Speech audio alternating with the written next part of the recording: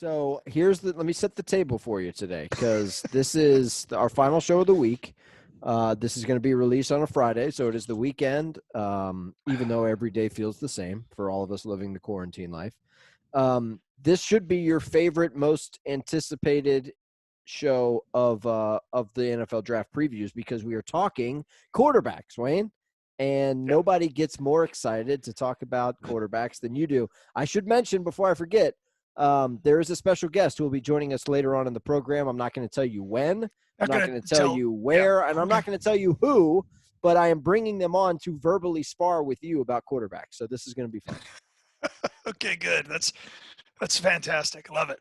Yeah, because, I mean, let's face it. I think you are of the belief, and correct me if I'm wrong, but you are very high on Joe Burrow and Justin Herbert. And I feel like you're a little down on Tua Tagovailoa. I could be wrong, but if we're ranking these guys in your eyes, Wayne, let's get into it. How you got these quarterbacks ranked? Well, I need to rewind for a second before I jump into that question because unbelievable. This has been bothering me since Monday's show. I said something in passing about how many big, strong-arm quarterbacks have made it, and I kind of said it pretty quickly, and I'm pretty happy that Cerber decided not to post that little bit because it needs clarification in exactly what I'm saying. And I looked, and just to go back, I will tell you guys. Do you guys know how tall the tallest quarterback currently in the Hall of Fame is? There's actually two.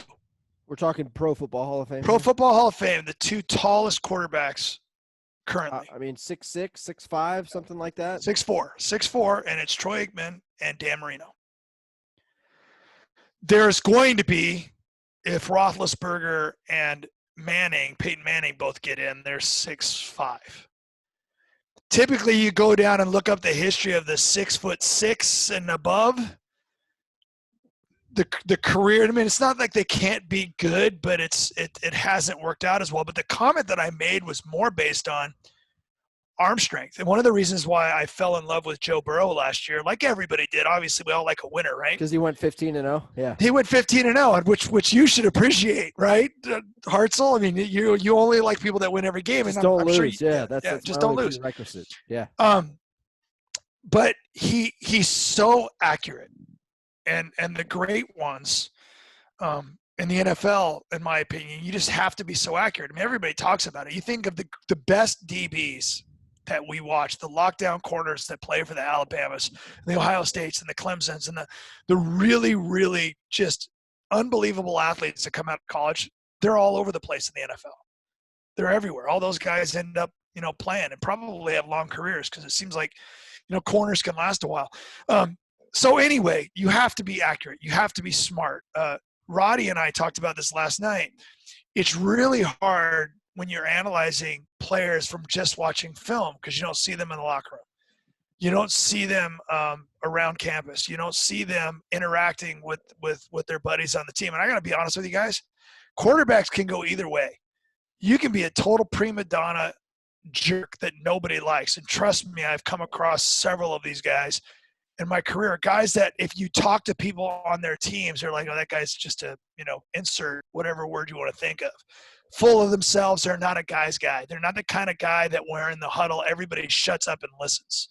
Doesn't mean that you can't be that guy and be good, but I feel like the three guys that you just mentioned, Tua, Herbert, and Joe Burrow are those guys. That are the kind of guys that you want to hang out with. Like the lineman is hanging out with the quarterback, and maybe they go out and have a beer every once in a while. Maybe they go and just be stupid together every once in a while. Because that to me is trust me, it's all hard work is great, but you have to have that camaraderie if you're going to be a great leader, in my opinion. I mean, it doesn't mean you can't chew people out. It doesn't mean you can't get serious when the time, because you have to do that. But you do have to be. It takes a certain type of personality, in my opinion. So I just wanted to clear that up. And then one last thing. Cerber, you can chime in here too. I went down the list of Hall of Fame quarterbacks. There's NFL arms. I love your smirk, Hartzell. Just now that I can see you, What's you the crack me problem, up. man? It's Friday. Come on. So just grasp this concept. So think about this. Of all the quarterbacks that you put on the list of the greats, there are NFL arms. I'm going to throw a couple of numbers out there. Most NFL quarterbacks and most even really good college quarterbacks can throw somewhere. Hang on a second, Wayne. I before you get going down this path, our guest has knocked on the door and they would like to enter the conversation. So the technology. Yes. Let the technology. Friday, We're not going to argue. Let the technology play out here. But I asked you a question at the start of the show. I haven't even got to it yet. You haven't even broached it. So just pause. So I was going down the list of most NFL arms can throw. Like if you just the skills challenge they do every year. I'm not bringing Felder on here to talk about NFL Hall of Fame arms. Listen. So 70 to 78 yards, somewhere in that range. There's only a few guys that have those cannons, and I'll give you a couple of the great ones. So John Elway had a bigger arm than most, right? Brett Favre had a big arm than most. Yeah. But then you go back to like Joe Montana, Peyton Manning, and all these guys. They were accurate. They were smart. They had a lot of factors that led to them being great. Big arm quarterbacks, real big arm quarterbacks, a lot of times rely on it too much. And I think it costs them sometimes. So I worry about a guy like Jacob Eason. I worry a little bit of a guy like Justin Herbert, because if you just stand back there and want to rocket everything in the NFL, it doesn't really work. Yeah, like that Auburn game when Justin Herbert needed to rocket it and decided to throw it out the back of the end zone. Our man Michael Felder, a.k.a. In the Bleachers on Twitter, has joined the show. Felder, can you hear us? You got us. Oh, I just like that view right now. He's trying to figure something out. He looks like he's thinking. Got it. Relax. Yeah, Calm down, everyone. Calm down. Okay. All right. Look, it's a Felder Friday. We had to keep it rolling. Our man is with us. He's parenting. He's doing his thing at home. There might be a cooking appearance here. That's fine. I'm cooking. Felder, I brought you on here because Wayne has got some absurd takes about the draft at this quarterback spot, and I feel like you might be able to put him in his place a little bit. That's all I'm saying. You haven't even heard. Don't grab the knife. You haven't even heard my absurd takes yet, Hartzell. No, but I know you're very high on Herbert, and like I just feel like I feel like you're not on Team Tua, and I need to know why. Okay? Did you hear what I just said? I actually worry. I worry about my two Pac-12 guys. I worry about Herbert and Eason because I worry about the 6'5" rocket arm guys that they won't learn to play the game the right way. Ooh, that's a good take. I like that. If you haven't paid attention to me over the years, why do you think? I remember when I was on my Baker Mayfield crush, and it's fading, by the way, but that's probably more Cleveland than it is him. But it's because I loved how he threw the ball on time, and I loved his footwork. Justin Herbert's got all the talent in the world, but he's gonna have to learn that you can't just be a big arm guy. You've got to be accurate, and you've got to throw the right guy, and you've got to get the ball out on time. I mean, to me, every great quarterback I can think of does that. I love Tua. I watched Tua the other day. I don't know. Hey, Felder, I'll bring you into this one. Have you been watching when everybody else has been watching the workouts with Trent Dilfer? Yes. Tua looks great. I know it's not a game, but I did not see any limp. He's got that great base where he moves around. He looks accurate. His arm has pop.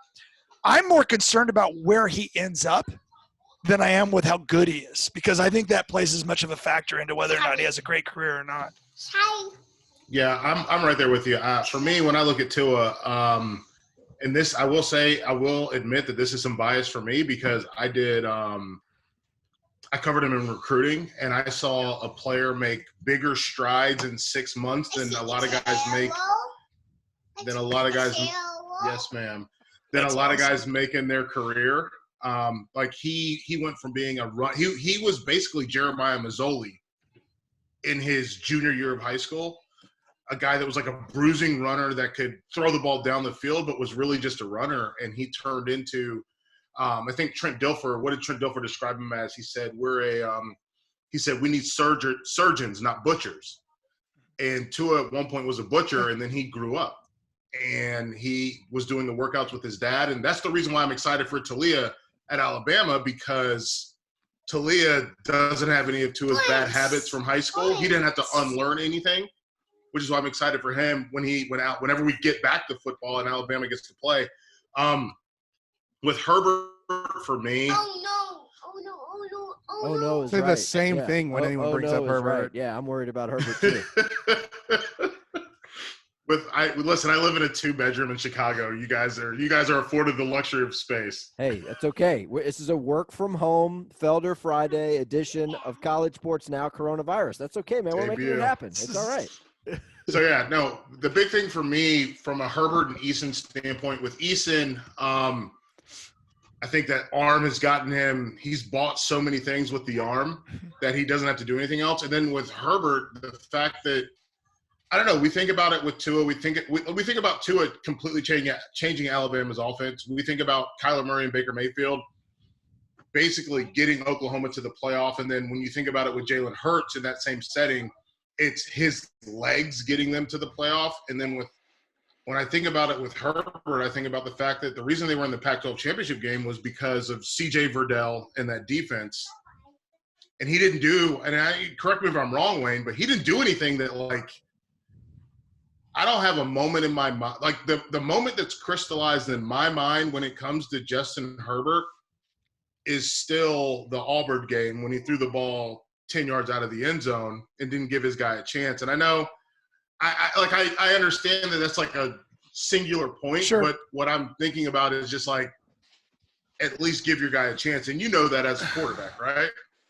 Yeah, well, absolutely, and so this is crazy because when you're talking NFL and you're talking first round draft choices, we're allowed to nitpick, correct? I mean, we're looking for every flaw, every strength, we're unturning every single rock. Justin Herbert, nobody that's looking at me right now can deny that he had a really good career, and he is very responsible. They had a game, and I swear, as soon as you said Herbert's moment, there was a game late in the season where they were losing and he drove them down the field and they won. I forget who it was, but he was very calm, very composed. And in those games you talked about, he was asked by Mario Cristobal, who doesn't, to remember the offenses that these guys go to.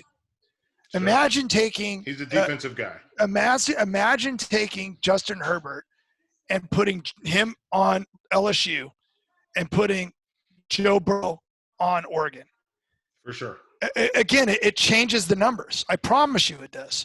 And so, and the type of coaching you get, the style of play. So where these guys end up in the NFL is huge because I hate to say it, there's some really bad NFL coaches out there.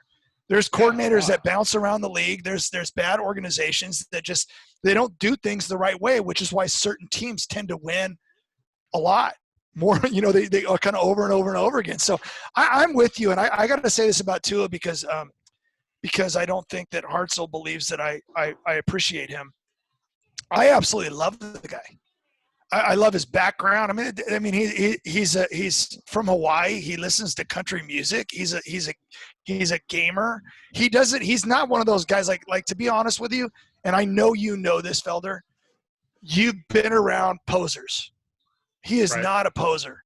No. He's not a guy that's trying to act like he's something he's not. And if you're going to be a quarterback, that to me, I hate guys that are always looking around to see who's looking at them. He's not that guy.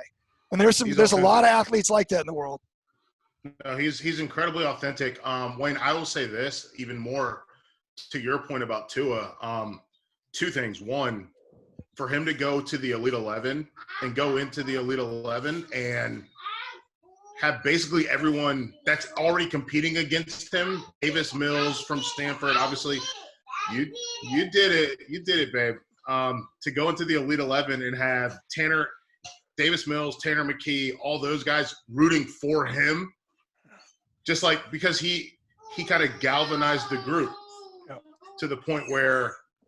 It's what we were talking about before you came on. It's what we were talking about before you came on. I was talking about those things that we don't always see. Yeah. The leadership qualities. He's a guy that people want to be around and they rally for. I love that. Yes. I'm sorry for interrupting. No, it's all good. He's a very Deshaun Watson type guy. And like he's never going to yell at you and get in your he's not Tom Brady. He's not going to get in your face and tell you that you screwed up. What he's going to do is take all the responsibility and say, "Hey man, next time why don't we do it this way and let's go make it happen." And I think that's an invaluable trait that Tua has. Yes. That to me, I love that, and I love that you've witnessed that and you've seen it. And I'm going to go a step further because I think about this stuff all the time because you guys know this. Everybody on this, we've talked about this before. You look at first round draft choice quarterbacks, over the last decade, 2 decades, there are so many misses. Yeah. So, and I'm not saying it's because they're not good. Sometimes it's situation. Hello, there's so many factors that go into it. But here's what I like, and I'm hearing this about Tua, and again, I don't know this about Burrow or Herbert, and I hope this is the case too. Great athletes want to, like, some people are about the paycheck and making it. Like, I made it to the Elite 11. I'm really good. Other guys wake up in the morning thinking about how they're going to crush someone. I am so competitive. Like, you love golf, Hartzell. Tiger Woods wants to win every time he plays. Listen to any interview he ever does, even when he plays like crap, he's never happy. Phil Mickelson, who has a different personality, he is ultra competitive. You do not say – that's why these guys put up huge – I mean, Phil will bet anybody at any time because he's so competitive. That's how he's driven. I guarantee you that's Tom Brady. I guarantee you that's Peyton Manning. You go down – you watch the football life of Troy Aikman. Watch him when Barry Switzer takes over and he's not coaching anybody. Troy Aikman loses his mind. He's like, I'm tired of it. Like, these guys are playing like crap and no one's chewing them out. Competitors are that way. It's really hard to figure that out when you're trying to draft a guy, especially a guy that played on a team that did nothing but win. Because I think sometimes, yeah. You're spot on. And I think as we keep it on Tua, I think the big thing for me with him is also the way that he fits into a locker room. And kind of, we talked about him not like getting upset with people or whatever, but the reality is the way that he fits into a locker room. And this is something that I legitimately worried about with Trevor Lawrence. You saw it with Hunter Johnson, right? Hunter Johnson's an Elite 11 quarterback. He goes to Clemson, but he can't handle that locker room. Tua gets those guys to all buy in. We saw him do it with the quarterbacks, but now we also see him do it with his whole team. And there was a moment – I can't remember what it was, but there was a moment in that 2018 season when he won the national championship for them that he, like, everyone on that team knew he should have probably been starting instead of Jalen Hurts. And he kind of just still played the background. And I think that's pretty indicative of the way that he is. Like, he performs in practice and guys know, and guys are ready to rock and roll with him. Felder, let me ask you a question because I think we're all in agreement, regardless of how it shakes out. Burrow, Tua, Herbert, they're first-round guys. I'm 201. Okay. I'm 201. I'm 201. I'm Burrow too, but I will say this: I like Burrow back in like the Ohio State days, like coming out of Athens, Ohio. Sure. Because he was a guy that I thought that he fit. I thought he was an upgrade of JT Barrett in terms of his athleticism. And he could do more throwing the football, but was still an athlete that could run the ball to fit into Urban Meyer's offense. Obviously, they went with Dwayne Haskins instead, and, he threw for 50 touchdowns. So, like, what do I know about anything? And then Joe Burrow goes out and does the same thing for LSU in an NFL offense, which I will say this. I wanted to get Wayne's thoughts on this. Like, the idea that Burrow – you know how teams do check with me's and look to the sidelines to, like, figure out what the next play is? And Burrow just didn't do that. He was like, I'm running the show. And I think, to me, that's why he's probably more NFL safe, more NFL ready, because he practiced with an NFL coach and they ran an NFL offense. Yeah. But that's a great point. I'm still Tua first simply because – and he won't go – I know that Burrow's going to go number one. But to see a guy go from a guy that, like, Joe Burrow is a coach's son who had, like, these benefits, to see Tua go from a wrecking ball essentially to a guy that could really make plays, that really stood out to me. But and then once we get after Burrow and Tua, honestly,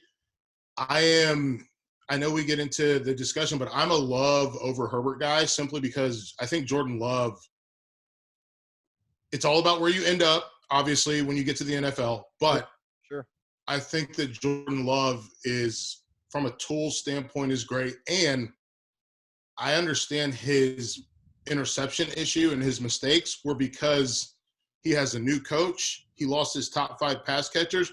And he's trying to make plays because they have a team that everybody thought was going to be contending for the group of 5 playoff spot. What about like a guy like Jake Fromm? I mean, how many first-round quarterbacks are you grading out? Because I remember having this discussion with you a couple years ago, and you were like, look, Lamar Jackson's going to go in the first round. Like, trust me on this. He's going to go first round. And I was like, no way. And a lot of people were like, no way. So I give you credit there. I mean, you nailed it. Now, granted, I believe it was the last pick, the very last pick of the first round, but you still called it. So, like, everybody knows there's going to be at least 3 first-round quarterbacks. How many? I mean, you think a guy like Jordan Love can slip into the first round? What about Fromm? Or what about Hurts? How many guys can get first-round grades? I think right now we have a hard lock on 4 first-round quarterbacks.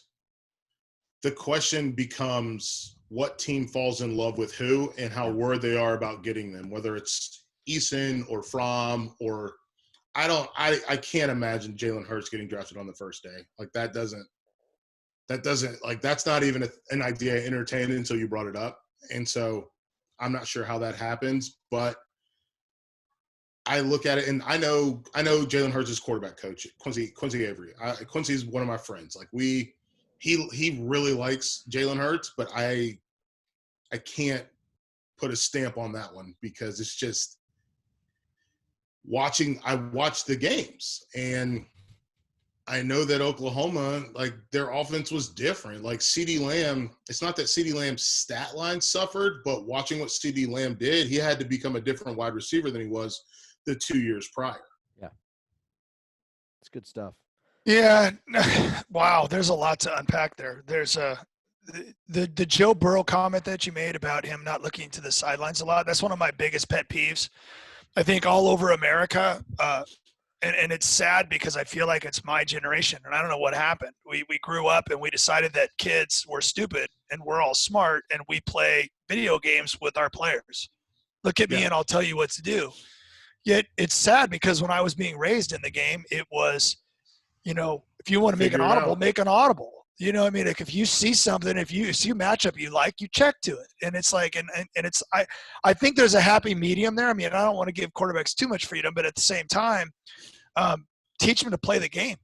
I mean, you don't turn into Peyton Manning if you don't know how to read a defense and make calls. I mean, this guy, he made a living off of that. I mean, he to be honest with you, of all the great quarterbacks we've ever seen, he throws one of the uglier balls. But he's just where you're supposed. He throws it where it's supposed to be. He makes great decisions, and he was fun. So I like that about Joe Burrow. I'm not sold. I'm a little bit confused with the hatred towards Herbert.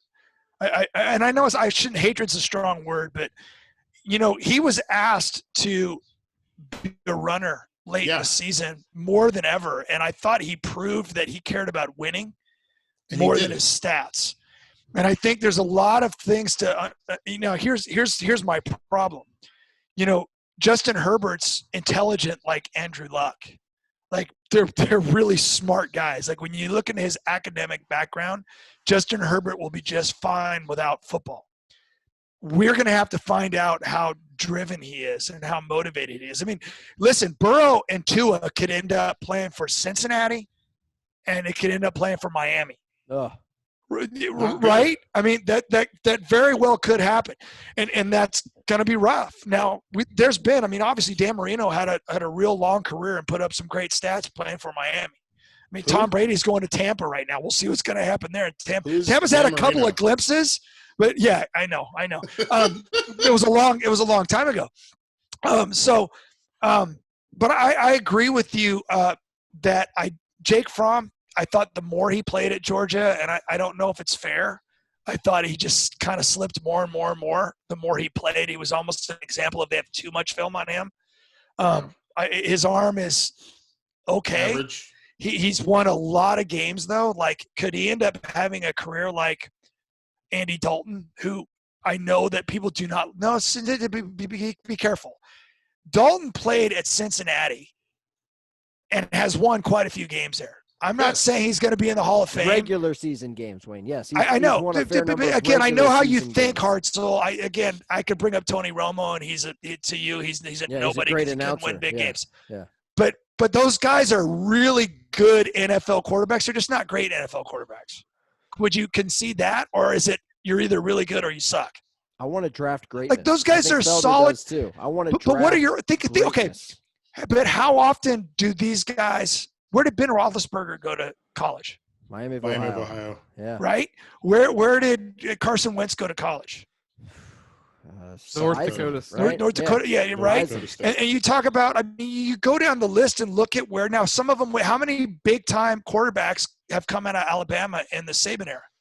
None. It's a fair criticism. And I know Tua's different. I get it. But my point is that there's so many factors that are going to tie into these guys' success. Part of it's on them. Part of it's on where they go. Part of it's on coaching. You made Part Felder of it's walk on away. injuries. You made him walk away, Wayne.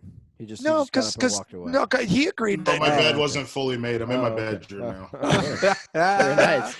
so Very I mean, nice. so there's a lot of layers. And before is Tua more equipped? Like again, I said this the other day when I watched, and I know part of it's because of their appearance, but you know, you are hoping that Tua can become Russell Wilson. They're built very similar. They look like they have similar speed and agility. They're both amazing athletes. I love their natural throwing motion. They're able to throw things on time and off time. You know, they've got Yes. all those factors, but I don't know yet if you know, we don't know if Tua's got what Russell's got when the game's on the line.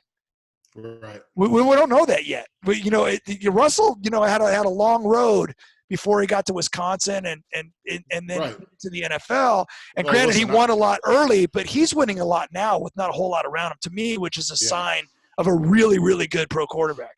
Yeah. Russell had the benefit of playing in two, you know, at that point, what do we call them? BCS conferences.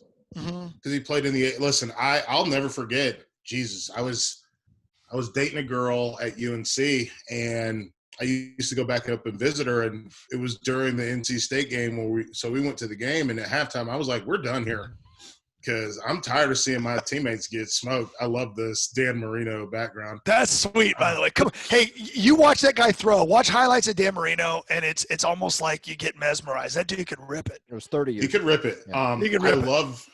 By the way, I love the Dan Marino, the inventor of the stovetop cleat. I mean, cleats that literally they look like lace-up boots that went up to his knees. He could not move, man. He was slow. He was hobbled his whole career. He had all kinds of knee problems, but man, could he throw. He could throw. But no, I think that Russell Wilson – so Russell had the benefit of playing in those two, and I think you're spot on, Wayne, when talking about Tua and the idea that guess what? Like, it's not just that he played only in the SEC. It's that he played for Alabama. Yeah. So he's got – it's not that Tua's getting drafted in the first round. It's that he's got two receivers that are going to get drafted in the first round this year, two more that are going to get drafted in the first round next year, and a couple offensive linemen that have been – that two that have – one that's been drafted in the first round, a couple more that are going to be drafted in the first round. And so – what does he look like if he ends up in Cleveland or he ends up in, you know, Cincinnati or he ends up in one of those spots? Because you're not the Alabama of the NFL. You're not that. So you've got to make it work. I do think his attitude is going to push him to continue towards success. But man, I think that we often forget how specific and how instrumental where you end up in the NFL is, because goodness gracious, you know, you mentioned Ben Roethlisberger, they actually they played UNC 3 years before I got there. And we had players on the team that were still there. And they were like, and we played Phillip Rivers. Yep. But they were like, Ben Roethlisberger was the best quarterback we ever played against. Like, it was insane how good he was. He could put the ball anywhere. Mm-hmm. And so you can find quarterbacks anywhere. And obviously Joe Flacco comes into that mix as well when he was coming out from Delaware. And the fact that he lost his job to Tyler Palco at Pitt, and he was like, wait, timeout, I'm good. And so I think those things all matter. And it matters at the NFL level because – you know, who knows what Cam Newton looks like if he plays for a coach that actually, you know, likes him, or, you know, or an owner that likes him. So it's one of those things that's going to be very interesting. I do think that, I mean, whether it's Cincinnati or Cleveland, man, you're in a rough spot just because They haven't had a ton of success. They're desperate for success, which means they press you to play immediately and press you to be great early. And it's rough. I mean, I think about Jameis Winston at Tampa Bay, right? He was he gone. He gone. Yeah. Well, I'm thinking about him getting drafted there. And he was just like, yeah, this is a guy that could figure it out in college, and then all of a sudden couldn't do it anymore. He was a risk taker, obviously. But now he's looking for a job. And you look at Cam Newton coming out of Auburn, and I thought, this guy, he might be able to change the NFL. And he had some flashes that were really, really cool, and then it didn't. The city was the city was done with him, especially when you change ownership, you change GM. So there's so many other things that aren't what you can do that matter. And I think about this like with my friend TJ Yates, and I love TJ. TJ is the man. He when he hooked up with staffs that cared about him and that trusted him, he was able to make things work. And then when you get a different coach or coaching staffs change, now he's actually coaching for one of the coaching staffs that he really liked to work with, which is Bill O'Brien and with the Texans. And so there's so many things that matter with respect to relationships and respect to styles. Yep. And the NFL is a tricky game, and it's a finicky partner. Like it's a feeble mistress where you got to make her happy all the time. Otherwise, she's going to be looking for the next one every day. There's only so many players, Felder, that can be really good when teams aren't. Like Aaron Rodgers is talented enough to where even when Green Bay is losing, you still know Aaron Rodgers is really good. Yes. There's only so many of those guys out there. Bad teams will make really good quarterbacks struggle. There's only so many Andrew Lucks that can carry a team to the point to where he has to leave the league because he gets beat up so much. Because his head was going to fall off. Literally. But there's only so many guys that exist like that. I mean, the percentage is really, really, really low. And if these guys go to bad teams and bad organizations, we're going to find out, because it doesn't take long, as you said, Felder. 2-3 years in, and we're like, this dude's done. Let's move on. Hey, Wayne, we have to let Felder get back to doing what he was doing when he started the show, which was parenting, cooking dinner, and drinking BLs, okay? It's a work-from-home Felder Friday edition of Gotcha. Sports Now. So we got to let him get back to what it is that he's doing. How will you be watching the draft? Because we won't get a chance to talk to you between now and Thursday night. So I'm going to be watching the draft on Twitter. Okay. Yeah, I didn't turn the camera off. It's dark in my upstairs now. That's okay, man. No, you're fine. You're great. I'm going to be watching the draft via Twitter. You know what? I'll probably turn on a little bit of between the NFL Network and ESPN joint kind of coverage. And honestly, I'm also going to be looking to see when my draft videos get pushed out, because I just got done with my last round of the top 15 or whatever it is draft videos. So I'm going to be watching that too. But nice. In general, just we're going to have dinner. It's Thursday. Thursday nights are kind of a hodgepodge here. Tonight we're doing open-faced steak sandwiches. So we're going to knock it out. Man, I'm hungry. That sounds delicious. Yep. At In the Bleachers on Twitter, Stadium TV, all that good stuff. Felder, anything else before we let you go? Because I know Savannah's waiting. So let's grow.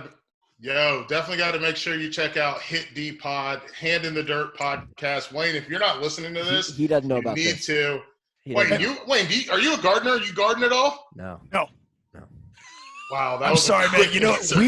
We had something going here, Felder, but absolutely. Even when my wife wants to garden, I try to put the kibosh on it. I'm like, nah, it's too much effort. Hey, let's not. Real men garden. Oh, okay, come on. I'm sorry.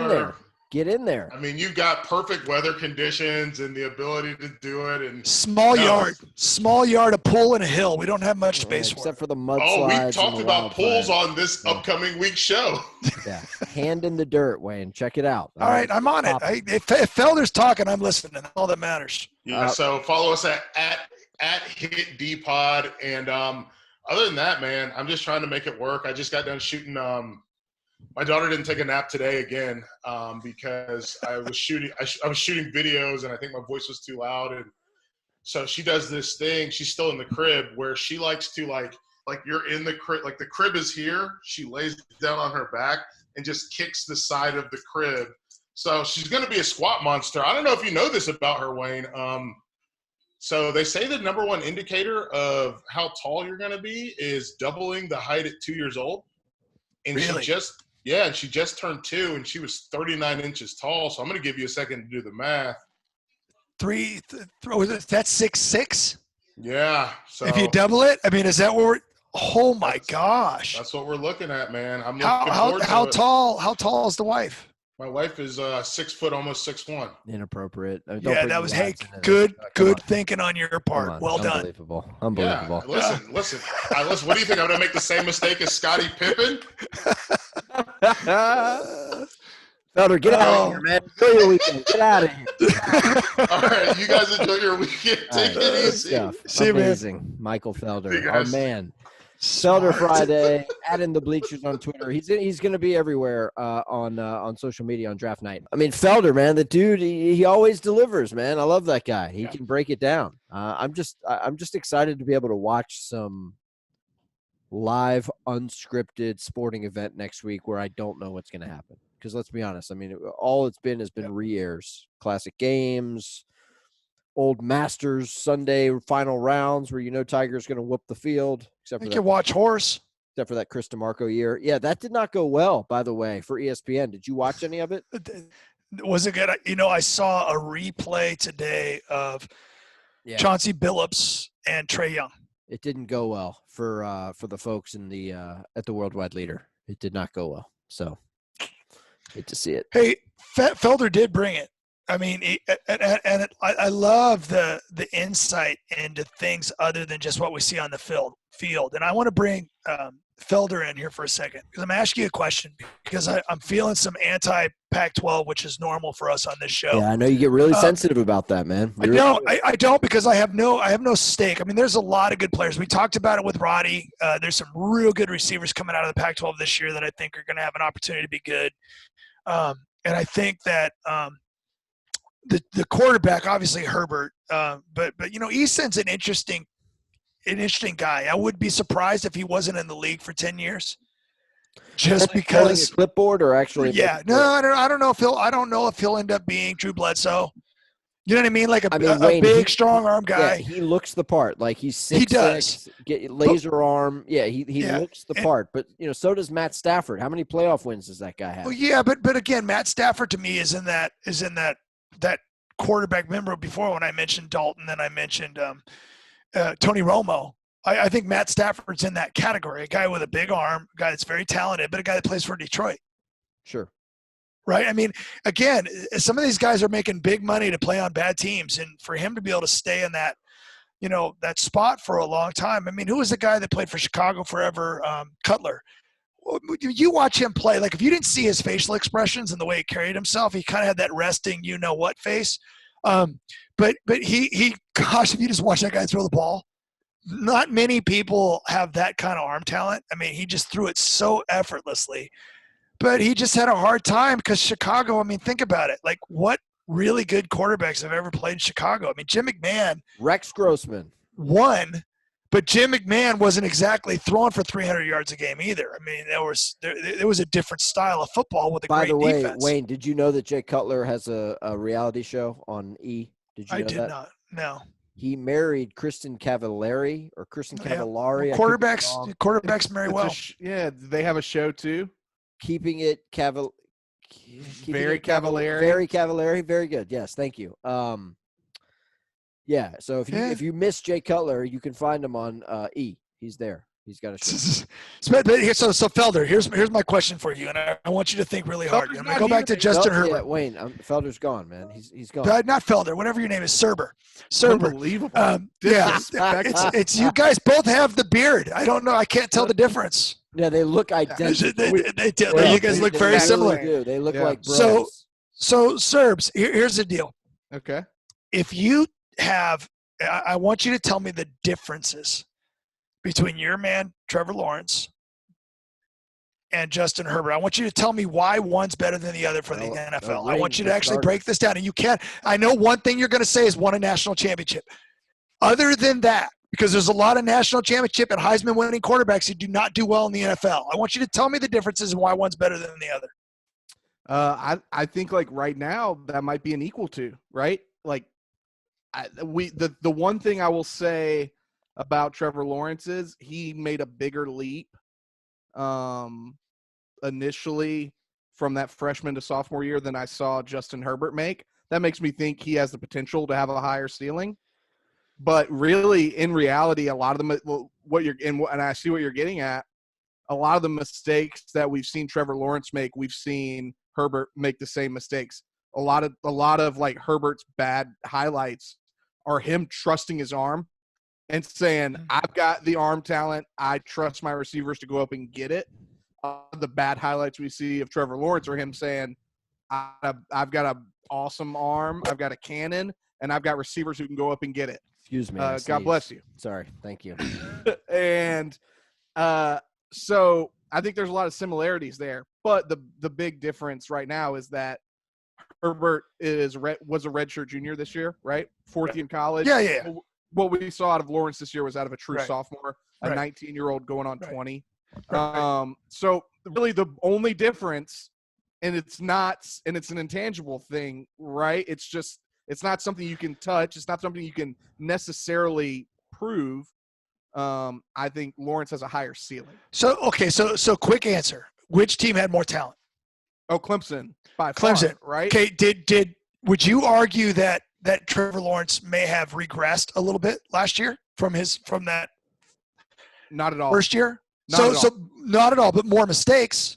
I don't think so. I think if you look after the Louisville game, you saw a completely different quarterback who made. That's true. He didn't really make any mistakes until the national championship game again. But coming out early season and through the first 2 quarters almost of that Louisville game, yeah, it did look like he'd regressed. And I think most people when they saw it thought, yeah, this guy is trusting himself a little bit too much. He's trusting that, okay, I've got T. Higgins, I've got these guys I can throw it up to and they can get it. Right. But when he started being a little more thoughtful, and I think that was something that happened in that Louisville game, he started to become a little bit more thoughtful about his passes. And you could say the same for Justin Herbert too. I don't think Herbert made a ton of bad throws, but I think much like Lawrence and why they're comparable, I think you're drawing a nice comparison here, is that their bad highlights are nearly identical. Right. Well, and again, and that was well done. And I know you watch probably every game Clemson plays, plus the repeats of them, and you probably record them and watch them over and over and over again with your shirt off on the couch. I mean, that's what you do. Too. I mean, I would too. Sure. But here's what's fun about that, and the reason why I asked the question is it's really, really hard to look at these athletes that have different supporting casts, different coaches, because let's be honest, not only is the most talent going to certain schools, but the ability to pay coaches also exists at those schools. They're bringing in the best of the best, and if you're not the best of the best, they're going to get rid of you, and they're going to bring in someone else. So the opportunity, and I'm not saying Justin Herbert's better than Trevor Lawrence. What I am saying, and I love the part you said about age. Remember, Jake Fromm probably had higher draft stock after his first couple of years than he does now. Mm-hmm. Sometimes playing more actually can affect you. I know that, and again, you could put up Uncle Rico right now. After my junior year playing in a Rose Bowl and winning my last 8 games and having a really good year, my senior year, we kind of fell apart. And I dropped because the people around me got hurt. My Heisman Trophy receiver got hurt. These things, they affect players. And so I was happy that Justin Herbert came back and won a Rose Bowl, which, by the way, again, for everybody that's knocking the guy, I don't know, he won a Rose Bowl. I don't want to live in a world where Oregon going to the Rose Bowl and winning the Rose Bowl is somehow not good enough. And I feel like that's the world we live in now. Well, yeah, they weren't in the playoffs. They weren't in the it was a pretty amazing season. Yes. Thank you, Professor Cook. So here's the deal. Rose Bowl was great. One of the better bowl games of the season. And yes, Oregon beat Wisconsin in a thriller. As you like to say, enough of the bull crud. Okay. Oh, good. Like it. Rank these guys. I mean, at the quarterback spot, are you putting Herbert 1? Are you putting Burrow 2? You putting 2 or 3? Like, just give me your top 3. Give me your top 5 so that when I'm watching the draft unfold a week from now, I can text you while you're sitting there drinking, some Trulies on your couch and just kind of rib you a little bit. Because you've been talking and, kind of going in circles about Herbert. Yeah. We get it, man. We know. Just you saying, love he's Pac-12 really good. Yeah, No. So and he's no, really Joe. tall and he's really smart and he won a Rose Bowl. Rank these guys. If I you're an NFL compared- GM and you're hitching your wagon to these guys, what's your preference? Who do you want? Who's the Bengals? Who you taking? I'll do this as quickly as I'm capable of doing, which is not quick at all. I fell in love with Joe Burrow last year, so I have him going first. To me, he had the best year, not just because they won every game, but the way he did it. I mean, we could go down the road of he won every game and they won a national championship. No. Look at the stats. What he did was stupid good. I mean, it was historical, right? Best ever. Probably the best college season by a quarterback ever. And he did it throwing the ball in a pro-style offense. So I'm all on Joe Burrow. I don't care anybody that's a detractor that says, well, he didn't play enough. You know what? Who cares? Like, seriously, you go down the list of what makes guys good NFL quarterbacks. He played a season as a senior and balled out. Who cares if he had to transfer? Who cares? Watch the film. He's really good. I think Tua goes next. And I say that because when teams are struggling, and I'm going to make an example. If you're Arizona and you have a chance to get Kyler Murray, as opposed to trying to figure out a way to make my UCLA guy Josh Rosen work out. I said this the other day on the show, and I want you guys, and this is going to be controversial, and people get irritated when people say stuff like this. There's a lot of mobile quarterbacks that come into the league, and we saw what happened with Lamar Jackson in the playoffs last year. He's a young quarterback, and he's amazing. I am not putting him in the Hall of Fame yet. Michael Vick was amazing for his entire career, and I loved watching that guy play. I mean, he was must-see TV. But when you're playing elite defenses at the end of the season, you got to be able to throw the ball. You got to be able to – and I'm not saying those guys can't throw, but compared to Mahomes and Aaron Rodgers and the greats, he's not there. I don't know if Kyler Murray's going to be that guy, but here was my point. Arizona was going to win more games with Kyler Murray than – Josh Rosen's just an example of a thrower. Because of his athleticism, his ability to move around. I don't know if that means down the road he's going to be a better quarterback. Because, again, when you get into the playoffs, you play elite defenses that will figure out what you don't do well. They just will. In college, you're just keep pouring. In college, you get away with a lot of stuff at Oklahoma and Alabama and the schools that are elite and Clemson because you're so much better than a lot of these other teams. In the NFL, it doesn't always work that way. So your weaknesses will be exposed. So, yes, there are some young, mobile quarterbacks that run around and move around real well, but until you can prove that you can do that, a la, and I'm going to compare Russell Wilson and Steve Young, guys that moved around but are great throwers, great clutch players. I think Deshaun Watson can be that guy. I don't know if it's going to happen in Texas because I don't know if that organization is going to ever put the team together around him, but he's really good. Okay. But I'm just saying, I think Tua gives you a better chance to win early if he's healthy because of his athleticism and his ability to extend plays. I think so. I have Burrow, Tua, then I have Herbert, and I like Jordan Love, but I think he's the next guy. I can't imagine someone taking him over Herbert. But to your point and the Felder's point earlier about, if you're projecting first-round quarterbacks or just where these guys are going to go, if you're Jordan Love, you're going to go to a better team late first round. Absolutely. Or somebody's going to trade up and take you at the start of day 2 because they value you. Same deal with Jake Fromm. I mean, if he goes – or Eason, even for that matter. He's going to hold a clipboard for 10 years. You could be Aaron Rodgers, right? You can sit behind a guy that's really good and you can learn the game the correct way. I mean, that's one way to do it. Yeah, just without the future Hall of Fame career, or Danica Patrick for that matter. But there's a lot of that. A guy that popped into my brain when we were talking right now, a guy that has to kind of struggle and kind of find their way. Look at Teddy Bridgewater. Teddy Bridgewater's career. Yeah, great. No, that's a good one. That guy just can't stay healthy. I mean, No, he can't catch stay healthy, breaks. but he was a really good college player. Yes. When he's been healthy, he's been really good in the NFL, and now he's going to get a shot. You know what I mean? It's like, and it's taken him a while. That just goes to show you, though, that persistence, that work ethic, that Where is love for the Bridgewater game. now? Sorry, I didn't mean to cut you Carolina. off. He's with Carolina, and Cam's going to be their guy. Yep. 4-12. He's going to be their starter. I mean, the Panthers are terrible though. They're trash. No, that's true. But still, He Bridgewater, he can play. Teddy Bridgewater has one job, right? Hand it off to Christian Hand it off McCaffrey.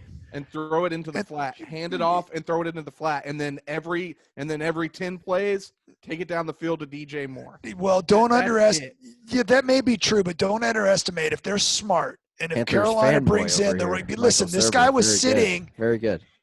Bridgewater was sitting behind a guy that's pretty good in Drew Brees, right? You learn a lot when you play and you're around, and you saw that when Brees got hurt, right? Bridgewater came in. What was he, 5-0? Mm-hmm. I mean, the guy can play, and every time he's gotten his chance, he can play. Yeah. So if they're stupid if they do that, he's not just a game manager quarterback. He's a quarterback. He can play. I actually like Bridgewater a lot because I think he's an NFL thrower. You have to be really good to throw at that level, and he's an NFL thrower. He's got that kind of arm talent. He's really good. Makes good decisions too. I don't trust quarterbacks to throw with gloves on though. Teddy Bridgewater, Matt Ryan. Teddy How about Bridgewater Kurt looks Warner? like Kurt Teddy Warner's in the Hall of Fame. He Yeah, threw with but a glove on. Teddy Okay, Bridgewater looks like he has a germ thing. Like he's worried. Like Stop! he You guys, looks like he's got you like Howie already. Mandel. You Carolina guys are already on this guy, and he hasn't even played it down for you yet. Dude, Panther fans are the worst. I mean, they're the worst. Listen, I'm a degenerate Dolphin fan. All right, I tolerate the Panthers because I'm from here, but I've been a Dolphin fan my whole life. And Okay. I've suffered through that franchise. What happens to my man Rosen? Since we talked about him earlier, is he going to ever get a chance to actually? I mean, I know he plays a little bit, but that's such a bad team. Hell no, he gone. Yeah. he's He's on gone. Miami's roster currently, right? I think so, maybe, so. but the personnel stuff has been weird. It's been this hard. off season. It's good Yeah. stuff. You hate to see it.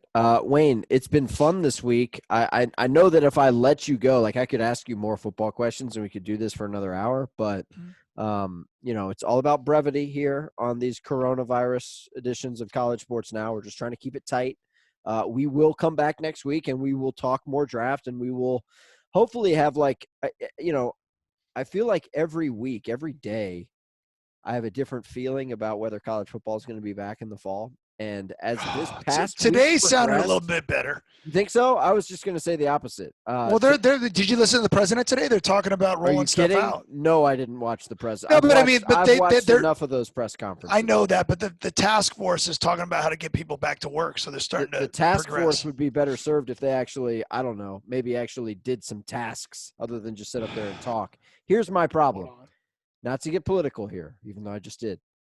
If the West Coast is ready to rock and roll, Wayne, but say Texas isn't, or Florida isn't, or Right. Georgia isn't. Yep. Like you as a league, you can't participate in college football if two of your member institutions in a state with a governor who's like, yeah, no, we're not ready, or hey, we don't have this under control yet.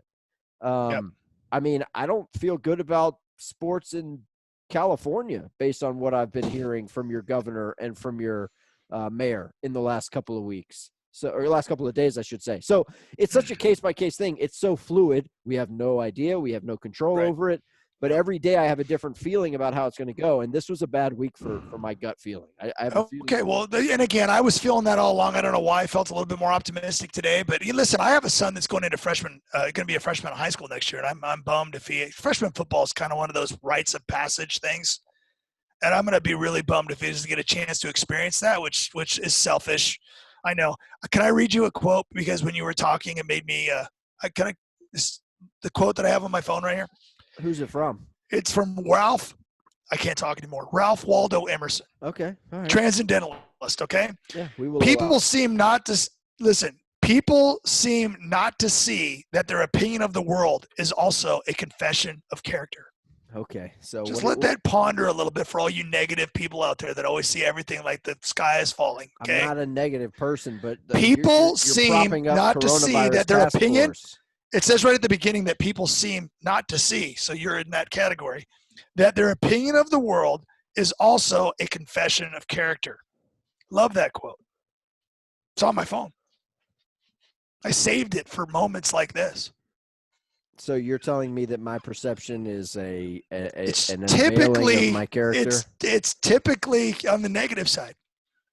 Look, I shouldn't say nobody. There are a lot of people with financial interests that are greater than mine who want college football to be here. My point is that with everything going on, and not to end the show this week on a sour note or on a down note, but with everything going on, like, I mean, you had another 5.5 million people file for unemployment. That number is stupid large. You're talking about 20 million job Yep. losses over the last 3 weeks, and that's all the jobs that we've built in this country since, I believe, 2009. Yeah. Like, everything's just been wiped out. So look, college Scary. football is largely entertainment. I understand that it's livelihood because, look, the NFL draft is next week. It matters. It affects people. It's a pathway to being a pro athlete. And there's a huge industry, multi-billion-dollar industry that's at place. That's the reason I think there will be games, because there's so much money at stake. Yep. But I don't think we're going to have games in late August, early September today, based on what I'm reading, based on what I'm hearing, and just kind of reading the tea leaves. I hope I'm wrong. My nickname around the office is the KOD, so I hope I'm wrong, because my have you guys heard the future is pretty bad usually. Have you guys heard anything from anybody that's the higher ups and at colleges talk about how much of a financial hit the actual colleges are going to take from this? I mean, because we talked about that the other day, that football is a gigantic part of the whole machine at a lot of these schools. They're going to be, I mean, I like, for example, my school was in the hole for the first time in a long time after last year. Like, we have a deficit because of poor ticket sales in large and part. it's Right. Well, it's that and other things, but it's not going to get any better because of this, and it's going to happen to a lot of schools. Look, because I think that money's not going to come in. I think it was Bruce Feldman. So I apologize if this is wrong, but he basically broke it down for Power 5 schools, because there's, I mean, look, we've talked about this. There's haves and have-nots in college football. So Power 5 schools, you throw it all in a blender, you average it out, TV contracts, gate revenue. Football is about $100 million a year per school. It's more at places like Texas and Alabama, obviously, than it is at Rutgers. No disrespect to Rutgers or Kansas. But you see what I'm saying? Like, that is what enables an athletic department to do things like volleyball or cross country or golf. So, yeah, no football, you're going to have a trickle-down effect. Look, Cincinnati already cut their soccer team. They were like, look, we can't do this. Men's soccer, sorry, you got to go. And that's the writing on the wall here. So college sports, it's not just football. Everything is upside down. So I'm hoping for the best. I think we all are, because we're a part of this industry. But I don't know. It's day by day. It's until you can get mass testing out there. I think it's going to be a problem for a lot of people. Wayne, I didn't mean to end the show on a dour note and have you quote it's all Ralph good. Waldo Emerson. I apologize. So No, you never have to apologize. I actually was I was just having fun. I come up with quotes every day in my classroom. So I do part of the distant learning thing is I start every morning with a quote. that's good. I haven't used that one yet, but because it seems a little negative, and I don't know how many of my 8th graders would understand it. You ever drop some John Wooden on them? Well, every once in a while. I try not to, I look at my screen right now, man. I'm so brutal. My classroom's the same way. I got UCLA stuff all over the place, but You're a fan. I do. I have the pyramid of success right there on my wall in my classroom. Absolutely. Serber, you've been relatively quiet by your standards. I mean, how are you feeling about college sports coming back in the fall? I don't feel good about that happening at all. I mean, Wayne, you I said hate you to feel say that. No. I don't disagree with you. I just felt a little bit more when they start getting people back to work, if they start testing more, if they start because again, we all have talked about this a million times. One of the flaws in our society right now is we're not all on the same team, and we should be. Sure. Where we bicker back and forth, and I don't know what to believe and what not to believe. I watched, a show That's fair. In the middle of the day where Dr. Oz is interviewing a French doctor who says that the hydroxychloroquine is works. like works. And then, other people like, nah, why are we saying that? We're pushing it too much. And I'm like, I reach a point where it's really hard to know what to believe.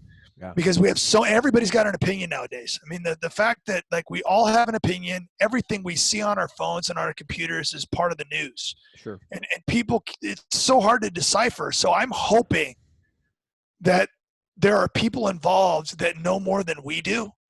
And when it's not political, that there are some answers that are coming quicker than we think.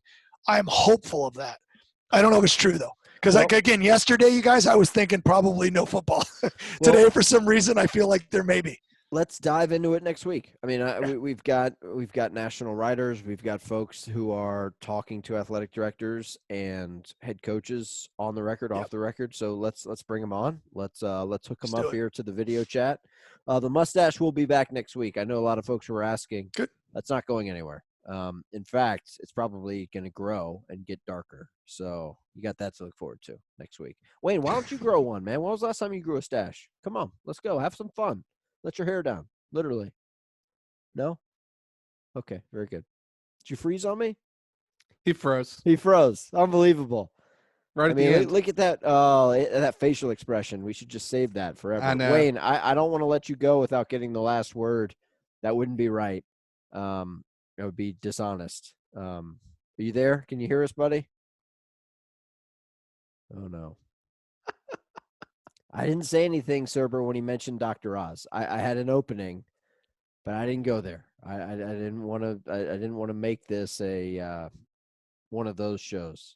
Wayne, do you have us? I want to give you a chance to end the show on a high note. Nail the dismount, if you will. Unbelievable. What are we streaming at the Cook residence right now? I love this grin. It's just like everything's fine. Yeah, he's gone. No, he muted himself. This is the beauty of Zoom. Like normally I don't get to see Wayne. He's just a voice on the other side of a dark studio. Do you have us, buddy? Can you got us? No. Oh, man. I'm gonna have to end the show without Wayne. Wayne is healthy. He is well. He will be back next week. Cerber, I enjoyed this. This is a lot of fun. At CS Now Tweets on Twitter. Oh, you there, buddy? I don't know what happened. I got you. Come on, man. How much were you guys making fun of me at that point? I wasn't making fun of you at all. I was asking you though if you would grow a mustache with me in solidarity. No, I had a beard. You saw me with a beard when I had it, didn't you? No, I'm not talking about a beard. I'm talking about a mustache, my friend. I don't know if that would work for me. Why not? I mean, you guys are, you are made for facial hair. I think I was made to be clean shaven. That's a fact.